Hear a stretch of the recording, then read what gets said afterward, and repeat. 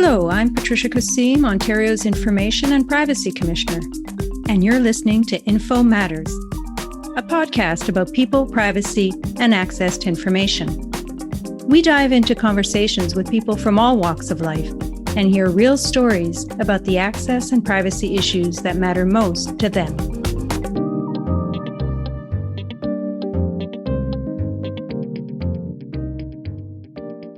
Welcome, listeners, and thanks for tuning in. In the wake of a series of high-profile encounters between police and civilians, a global movement has taken shape, calling for greater police transparency and accountability. And cameras worn by police officers have emerged as a tool to achieve these goals. Many of you may have noticed a general shift in public attitudes towards body-worn cameras that track interactions between civilians and police. Body-worn cameras are typically forward-facing cameras that are carried, fixed, or integrated into the uniform of a police officer, capturing video and audio, essentially documenting what the officer sees and hears on the job.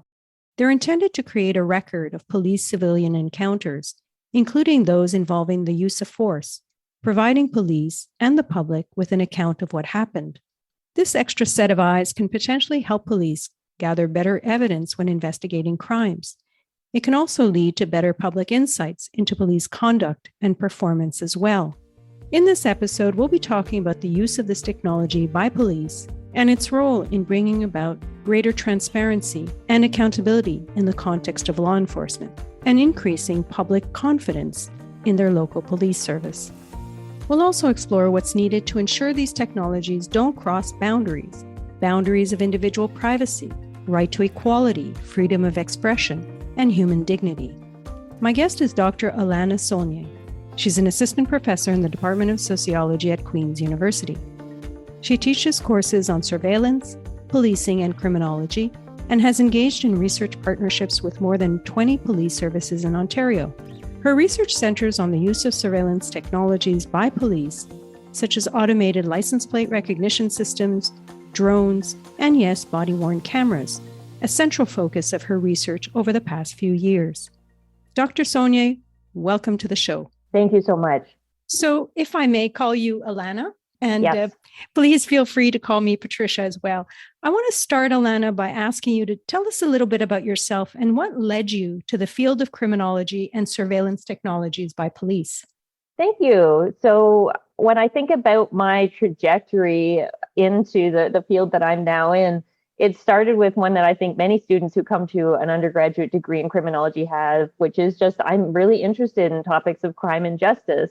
And that evolved as many of my mentors' experiences recounted to me did, in that you just sort of fall into the things that you're most interested in. For me, that started off with a strong interest in the relationship between legal authorities and the communities that they serve, commonly referred to as the public. How are these relationships made as productive as possible? And I'm thinking about things that are like satisfaction as well as efficiency, effectiveness. And as I continued on in my graduate studies, I started to become increasingly interested in how technology augments these relationships, especially when we think about a legal authority like the police. They increasingly are reliant on technology to augment or even automate interactions with members of the public. That's what I started to become incredibly interested in. Can technology improve? Does it impact in any way? Can it take away from the quality of interactions with members of the public? And when I left my PhD, I had the opportunity to join the University of Illinois at Chicago. And it was there that an existing partnership with the Chicago Police Department gave me my first taste of working with practitioners on applied projects. And that was it for me. I realized at this point that what I want to do is focus on working with, especially police, but I could imagine other legal authorities as well, to promote evidence-based policy, especially when it comes to community relationships and understanding how technology impacts them, but also somewhat more generally as well. That sounds fascinating, Alana.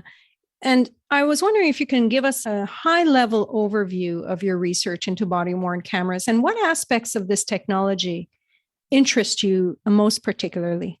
The first opportunity came with the Chicago Police Department there. I was a co-investigator on the evaluation of their body-worn cameras pilot project. That was in 2016, and it let me get my hands on what it felt like to work with a service engaging in this enormous rollout of a technology that was costly and somewhat controversial, but certainly in high demand in terms of public perceptions of what police accountability and legitimacy looked like at that time in the United States in particular. In 2018, I had the opportunity to return to Canada. I took on a position at Lakehead University, and it was there that I was able to start leading evaluations. I worked with the Durham Regional Police Service and then the Guelph Police Service to evaluate their body-worn camera pilot projects. And we're talking about things there like being able to understand what the effects of body-worn camera acquisition are on departmental metrics. So how frequently officers are arresting people during calls for service, writing reports, how long it takes to complete a call for service.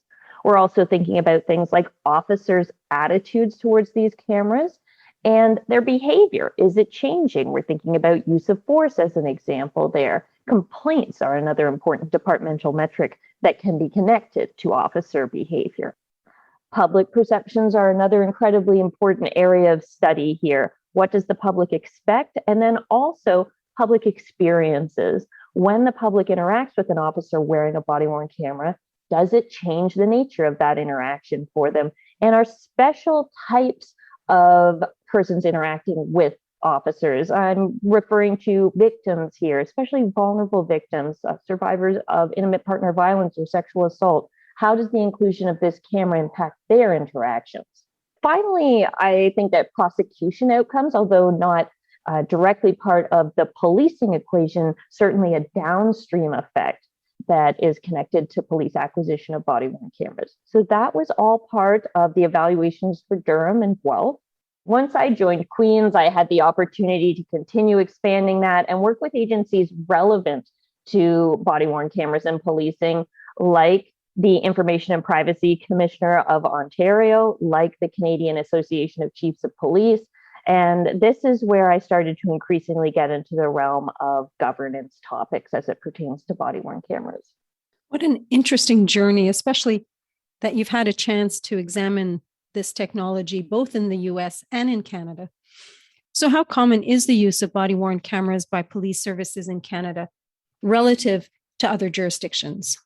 Body-worn cameras are becoming incredibly common in our Anglosphere countries. So the UK is the big kickoff here, the United States heavily following suit, Australia and Canada as somewhat lagging behind, but increasingly common as well. When we're looking at the UK, we're talking about almost 100% saturation at this point.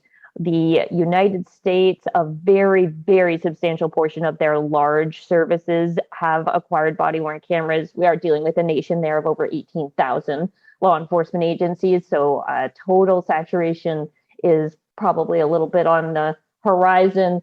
In Canada, I conducted a survey in 2019, and at that time, 36% of Canadian services had considered or were presently trialing or had trialed body-worn cameras. And that absolutely was on the rise in 2020 when we saw a whole range of incidents producing calls for body-worn cameras, including the RCMP's decision to move forward with body-worn cameras, which will certainly massively increase their presence in the Canadian law enforcement landscape. And just to note, I am in the process right now of conducting a follow-up survey to that. So we will have a very good understanding of exactly how prevalent body-worn cameras are in Canada relatively soon.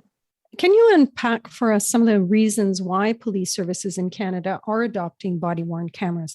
What would be some of the benefits from the police perspective?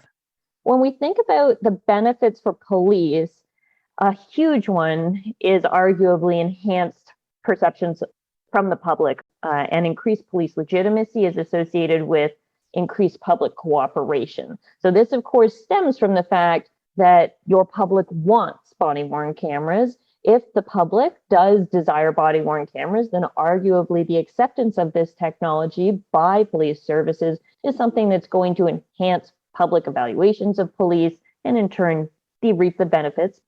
I think that police also are able to communicate the good work that they're doing to the public with the acquisition of body-worn cameras. So, of course, we are familiar with these awful examples of either incompetent or completely unacceptable police behavior that are recorded and displayed. We also have to remember that there is much good police work that happens, and these body-worn cameras provide more opportunities for that to be captured and ideally at some point shared with the public.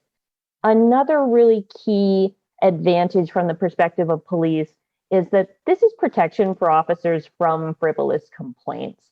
And while there are absolutely legitimate complaints made against police, it's also completely reasonable to state that there are frivolous complaints made against police. And that's an incredibly stressful experience for officers, bearing in mind that especially in Canada and in Ontario, particularly with the OIPRD, complaints are taken very seriously. OIPRD? The Office of the Independent Police Review Director. What would the community perceive as being some of the advantages of body-worn cameras? Looking to the benefits of body-worn cameras for members of the public, a really substantial one is perceptions of improved transparency. We're going to be able to have greater visibility on a profession that in some ways operates with low visibility. Even though officer actions take place in the public, they are often quite removed from their immediate supervisors in their interactions with members of the public. And so having a body-worn camera there provides this opportunity to see what officers are doing and to be able to evaluate if that's acceptable. Now, that is in and of itself an aspect of a benefit that we just have eyes on these situations, but we can also imagine that body-worn cameras could improve interactions, particularly in communities or amongst police services where there have been allegations of poor community police interactions, that officers are not treating people, for example, with respect.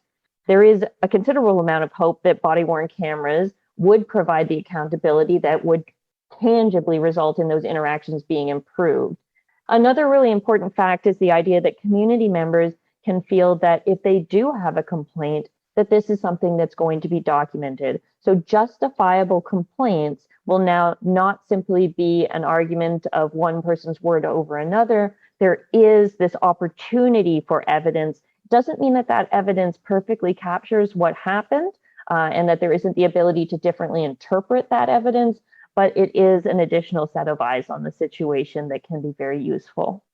You mentioned that you had conducted research in the context of pilot programs with the Durham and Guelph Police Services as they rolled out their body-worn camera programs. What kinds of insights did your research uncover there? When I conducted research with the Durham Regional Police Service and Guelph Police Service, what I found was largely in line with what we see in the existing literature around body-worn cameras. And what that means is that sometimes we see effects, sometimes we don't see effects. And when it comes to body-worn cameras, there are simply a lot of outcomes that aren't affected. Let me give you some examples. Departmental metrics, things like arrests, timelines to call for service completion, reports issued, tickets issued, charges issued. These were either not affected or very, very minorly affected by the body-worn camera acquisition across these services. Now, that's, I think, in some ways, a very good thing, that perhaps officers are simply continuing to do their job as usual. When it comes to use of force, we've seen very mixed results across the existing research. Some studies find that body-worn cameras decrease use of force. Others find that body-worn cameras have no effect on use of force. And still others have actually found that body-worn cameras can increase use of force. So why is this the case? A very recent review of use of force studies suggested that body-worn camera policy might actually be a very important factor there. It seems that limiting officer discretion around camera activation may help decrease use of force incidents. So that's an interesting fact. Complaints. Here we see a really consistent finding. complaints tend to be reduced when services adopt body-worn cameras. One explanation is that the quality of police-public interactions is genuinely improving because the body-worn camera affects officer and or citizen behavior. Another explanation is that the body-worn camera use is impacting reporting behavior. For instance, that frivolous complaints are less likely to be made. So the explanation for the outcome is unclear, but really either way, the outcome is desirable. And during the Toronto Police Service's body-worn camera pilot, 23 complaints were made against officers that were in the pilot, and in all 23 cases, the officers were cleared of that complaint. What that outcome suggests is that body-worn cameras have some value connected to accountability in terms of reaching timely resolutions on complaints, particularly those in which the police were determined to be acting appropriately. And that can also enhance community police relations. Now, coming to some other findings, there's very high public support for police to adopt body-worn cameras. Some studies have demonstrated variation in the basis of demographics for body-worn camera support, especially around race, but it's not always the case. For example, in both the Guelph and Durham studies, we did not see those effects. It was high support regardless.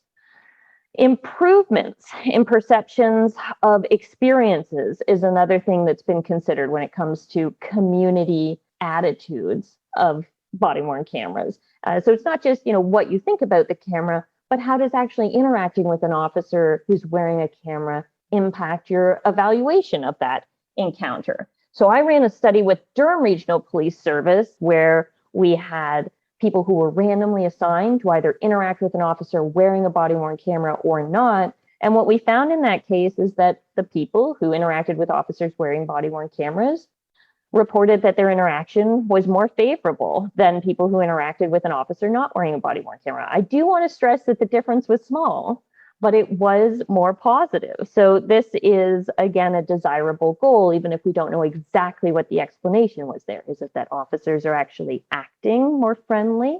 Or is it that simply the presence of this technology that people tend to have a lot of confidence and support for is making them feel more positive? Another key area of exploration is officer attitudes and behavior. Early literature around body-worn cameras was consistently demonstrating that officers tended to be uncertain, a little uneasy about body-worn cameras. You have to remember that they at this time are being adopted in a climate that is very critical of officers. But as officers have used body-worn cameras, a very consistent finding has been that they tend to feel more positive about them. So that's something that I think is quite noteworthy. Small amount of research has looked into whether officer behavior actually changes, some of that through that use of force angle. And that study did conclude that officers wearing cameras were more positive, more amiable to the people they interacted with. And the final thing that I'll comment on is prosecution outcomes. Only a handful of studies here, one of them being the one that we conducted in Durham. And we see mixed effects across that whole body of literature and fairly non-existent effects in the study in Durham. I want to point out whether we're seeing more pro-prosecution outcomes or whether we're seeing cases resolved before they have to go to trial, which amounts to reductions in resources for the criminal justice system.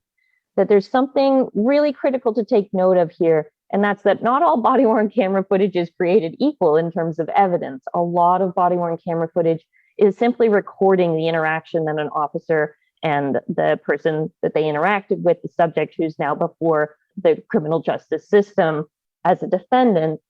It simply documents their interaction. It doesn't necessarily have any evidentiary value. And so a next really important step in research is being able to focus on these subset of body-worn camera videos that actually include content of evidentiary value and seeing what the effects are of those subset of videos on prosecution outcomes. I think that could yield some very different conclusions and much more definitive results when it comes to prosecution outcomes and the effects of body-worn cameras. Certainly a lot of positive results there.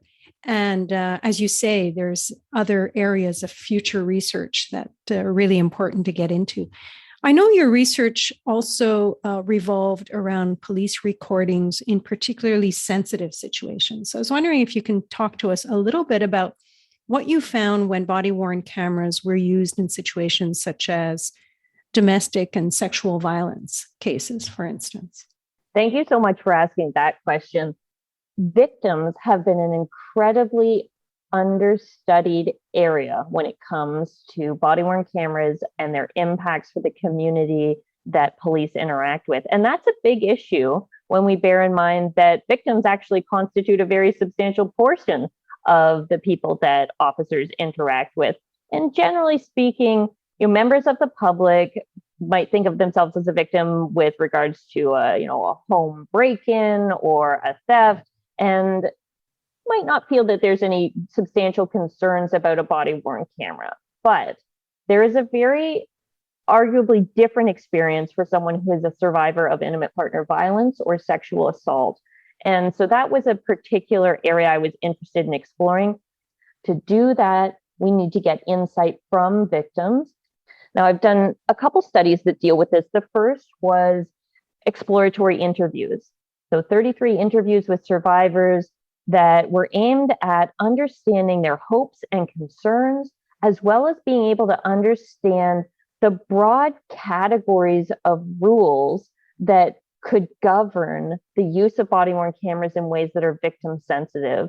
And what we found there is that these particular survivors were able to focus on officer practices, specifically notification, that officers should inform survivors as soon as possible. Officers should ask survivors if they're comfortable being recorded. And related to that, alternative recording options. If a survivor is not comfortable being recorded, and we're talking about specifically visually here, obscuring the lens, turning the lens away from the survivor, and simply capturing the audio recording. And then concerns around data storage and access, two separate but related issues.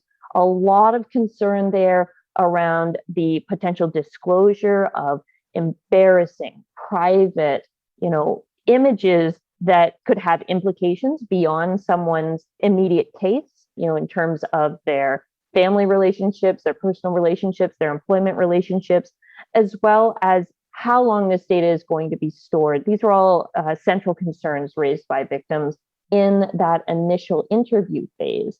A follow-up study was taking these hopes, concerns, and those lists of possible rules I just mentioned in a survey format to survivors and sharing that across Ontario to try to understand when people are presented with these specific points, which ones matter most to them. And so that's a project that is, the data analysis is still ongoing, but we're working to build a body of knowledge there that will ultimately, hopefully, inform victim-sensitive use of body-worn cameras.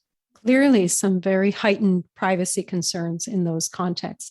Let me ask you about the use of body-worn cameras in different contexts, in much more public contexts, like in the context of public protests, for instance. The central focus for me needs to be is that the cameras are used, if they are used, in a way that is transparent. So whether they're used or not is transparent, that policies regarding the use of body-worn cameras at protests are something that is clearly laid out in a services policy, and that they're accountable to adhering to that policy as such. Access considerations, I would say, are a really substantial point of concern there. I think it personally is reasonable to understand that officers would want to have body-worn cameras on at protests to be able to document their interactions with protesters, particularly should something become contentious. But that does not mean that the footage collected from protests should be used for any other sort of reason, fishing expeditions, for example, connected to facial recognition. This is an area that is sort of the front edge of concerns connected to body-worn cameras. And I think we do need to tread very carefully there on not infringing on people's privacy rights in ways that might have chilling effects for people's willingness to engage in protests. Protests are absolutely something that's central to our ability to continue to grow as a progressive nation. So, from what you've seen, how important would you say it is for police services to consult their local communities before putting such programs into place? I would personally say it's incredibly important. When I'm sharing my starting point, I think body-worn cameras are very promising for police in service to their communities, that they are a tool that can assist the way that communities and police interact with each other. Having said that, that does not mean that I think body-worn cameras are a requirement for the future of policing. I think that services' adoption of body-worn cameras should be based very much on their community's support and desire for such a technology. And therefore, it's incredibly important for services to consult with their communities. If a community wants body-worn cameras, then it's something that's worth the service considering and very likely adopting. And if the community does not feel that body-worn cameras are necessary, then that's an important consideration as well. These are a costly technology, and we want to conduct policing in ways that serve communities. So certainly consulting communities about whether or not to adopt body-worn cameras is important. How about consulting them on how body-worn cameras should be used? What should be their limitations, the rules around them? What role do communities play in helping shape the governance frameworks? I think that they should absolutely play a role. And, part of the complex issue there is figuring out how to get this information from the communities that police serve. The common sort of practice is town halls and just open public surveys. These are good ways to generate feedback, but that often come from your sort of strongest, most opinionated ends of the spectrum and perhaps miss a middle ground. One way to gain access to that middle ground or a broader sample of your community is for services to engage in public perception surveys with people that they've actually had contact with, especially around something relatively benign like traffic interactions, for example. This allows them to potentially gain access to a broader cross-section of public perceptions. And that, I think, is an incredibly important way to be able to access their community's sentiments. And when it comes to what community members might be interested in, I think it's incredibly important that services take into consideration their community's attitudes. Again, the focal point for me with policing is that police serve their communities. And if you're inattentive to the community's concerns, the police service isn't really meeting its goal. So lots of interesting qualitative methods there to get insight into public perceptions, which is really interesting. So if I were a community member being asked by my local police service what I thought about them rolling out a body-worn camera program, what are some of the kinds of questions you think I should be asking my local police service? That is such an important question. I think that very centrally, community members, and this is one that gets overlooked a lot, want to ask, what's the purpose of the adoption of this technology? And following up with that, how does the service plan to assess if that purpose is being met? Community members should be asking, how will the cameras be used? So this is the policy around things like activation and what sort of activities officers need to record. And in that regard, I think we really want to see full transparency. I think it's incredibly important that service policies be accessible to the public so that the public can understand what the service is doing. Within that policy, community members could also be very interested in and should be asking questions about how will the data be stored? Who will it be shared with? From a privacy perspective, data must be stored and transmitted securely. This type of data is incredibly sensitive, and we don't want it to be compromising, leakages or insecurely stored data compromising public perceptions of police integrity. Community members should be asking who will have access to the footage and how that access will be documented. So we're thinking about audit logs there. Access to footage should be logged and any access should be appropriate. And I guess the final sort of question that, again, might be one that doesn't come onto the community radar as much is what procedures are going to be in place for transparently integrating body-worn cameras with any other new technologies. facial recognition, automated sort of algorithmic assessments of these data that are being produced. This is the key thing here. There needs to be oversight and accountability in place to regulate the integration of body-worn cameras with other surveillance technologies, especially automated recognition practices that have to do with facial image or voice recognition. Very interesting. As you know, our office recently released a model governance framework setting all these kinds of rules that you just set out around the use of body-worn cameras by police services across Ontario. And in doing so, we built on our consultations with the Toronto Police Service when they were developing their program. I know you consulted with us on the development of that governance framework, so thank you very much for your input into that process. And you've also consulted with other police services across Canada, outside Ontario. So let me ask you, how consistent do you think is our body-worn camera framework with that of other jurisdictions across Canada? The IPC's governance model pertaining to body-worn cameras is an excellent piece of literature. It's, I think, best understood as a sort of board level policy providing guidance on how services should proceed when they are considering and implementing a body-worn camera program. And it really focuses on these key issues of transparency, accountability, privacy, and access considerations when we're talking about body-worn camera program development. Now, when I think about the IPC's framework, it helps police services that are using or considering using body-worn cameras to do so in a way that chiefly complies with Ontario's access and privacy laws, which is an incredibly important practical document for them to have access to. At the same time, it also is ultimately promoting consistency in police use of body-worn cameras throughout the province, which is critical, and assisting our police services boards in having a guidance document that they can use to help carry out their mandate of providing oversight. It's an excellent document that I was very pleased with. Now, when I think about the body-worn camera policy framework that I was involved in creating with the Canadian Association of Chiefs of Police, myself and a working group of 13 members drawn from police services and related police associations across Canada came together to try to produce a document that I would describe more as a policy template.